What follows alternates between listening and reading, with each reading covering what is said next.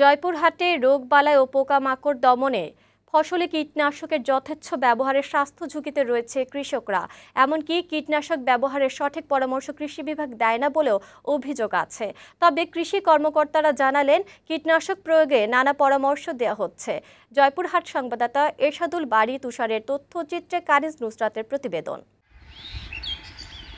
জয়পুরহাটে ধান আর আলু ছাড়াও বছর জুড়ে চাষ হয় নানা ধরনের শাকসবজি। এসব ফসলকে রোগবালাই আর পোকামাকড়ের আক্রমণ থেকে রক্ষা করতে কীটনাশক সহ খেতে বিভিন্ন বিষ প্রয়োগ করে কৃষকরা। তবে অনেকে জানেন না প্রয়োগের সঠিক পদ্ধতি ও পরিমাণ। কারো মুখে বা চোখে থাকে না কোনো প্রতিরক্ষা ব্যবস্থা, ফলে স্বাস্থ্য ঝুঁকিতে রয়েছেন জেলার কৃষকরা। কৃষি অধিদপ্তর বলে দেয় না তো কিভাবে ওষুধ দেওয়া লাগবে। কোনো পরামর্শ পাইনি কিভাবে ওষুধ দিতে হয়, আমরা ওই জন্য খালি গায়ে বীজ দিচ্ছি।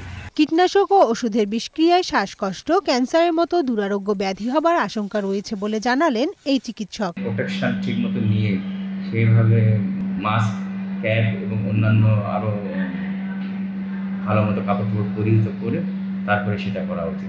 কৃষি বিভাগের কর্মকর্তার দাবি, কৃষকদের কীটনাশক প্রয়োগের সঠিক পদ্ধতি সম্পর্কে নিয়মিত পরামর্শ দেওয়া হয়। কীটনাশক খালি মুখে বা কোনো ধরনের সেফটি মেজার সহ স্প্রে করা মানব স্বাস্থ্যের জন্য খুবই ক্ষতিকর। কোনো ক্ষেত্রে বিভিন্ন ধরনের কঠিন অসুখ সহ মানুষের জীবনহানি পর্যন্ত হতে পারে।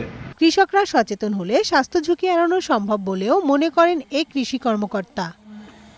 ডেস্ক রিপোর্ট, বৈশাখী সংবাদ।